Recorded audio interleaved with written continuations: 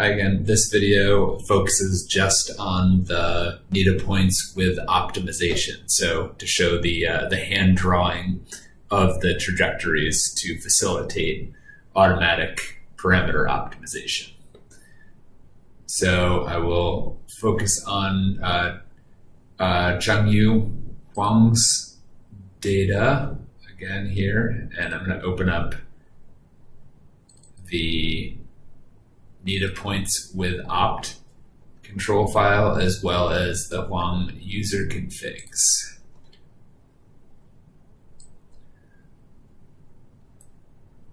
So this starts the same as just the NITA points file. Oh, get this out of the way.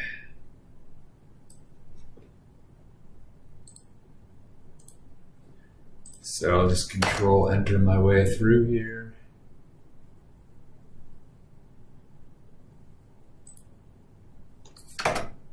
Load up the points.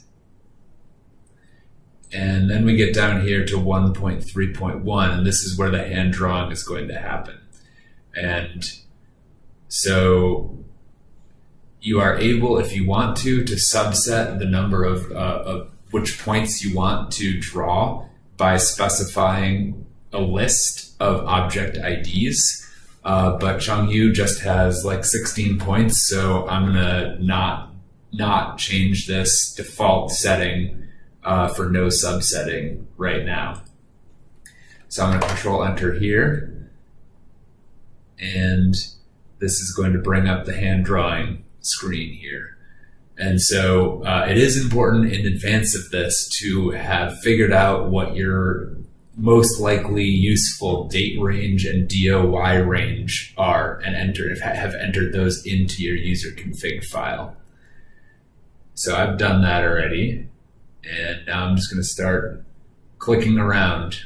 And so I generally kind of stay, up towards the top of the points in the vertical domain, but not taking into account outliers.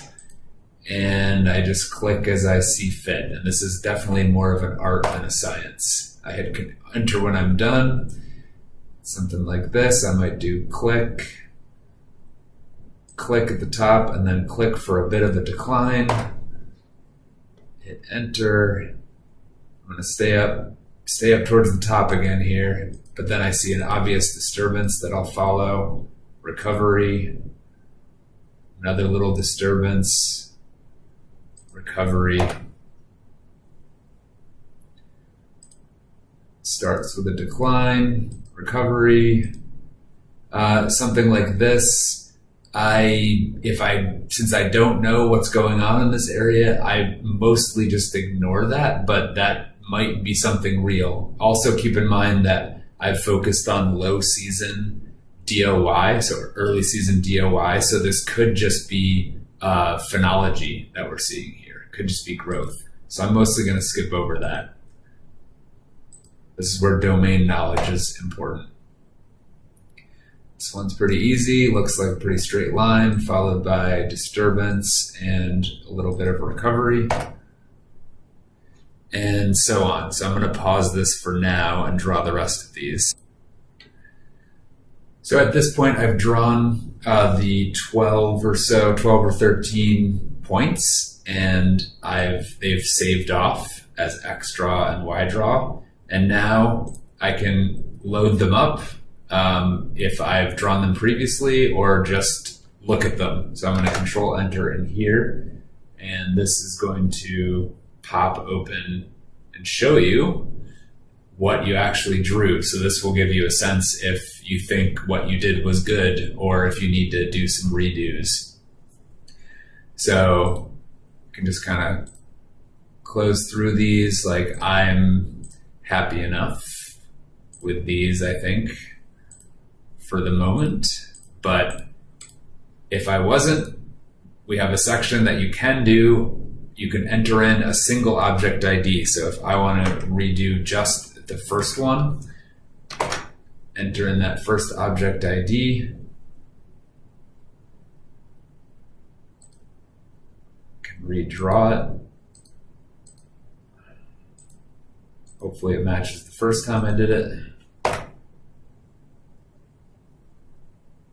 and we're good.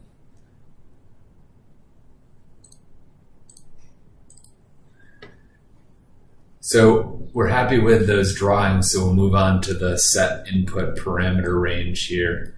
This is just a default set of parameter ranges that I would suggest for most applications, these don't really need to be changed.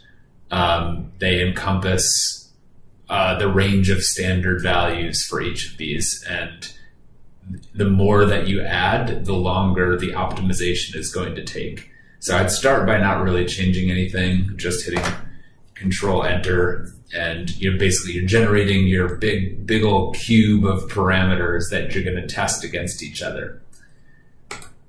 Now down here is where you actually run the comparison, and I'm going to make this use a lot of processing power to go quickly. And hit Control Enter there and pause this video.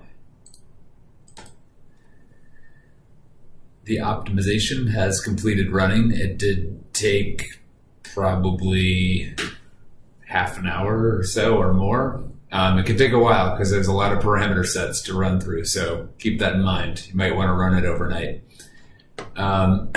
So now I can filter results, and this is kind of a work in progress to find what are the best possible parameter sets, and this is going to be a little bit dependent on your particular goals. At the moment, this is basically looking for the best parameter set that reduces the error from outliers. So it's sort of tuned for disturbance finding. I won't go into the details of how this works, but we can make some changes if that doesn't fit your needs, or talk more about that. So I run this block, and I have a selected parameter set, and then I can run that on the 25 points and see what comes out. Oops. Let's see.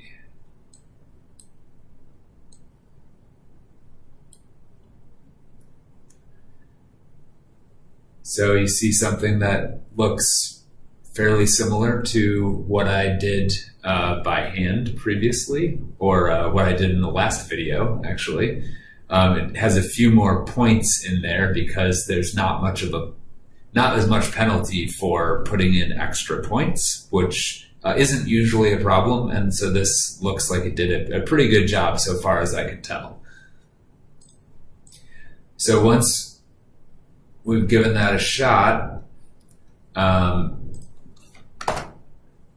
you can run this last code, this 1.5, and that will display the parameter combinations. So your one manual step here is you do have to copy those back into your user configuration file. So transferring these values here over to the user configuration file over here, and that is about it.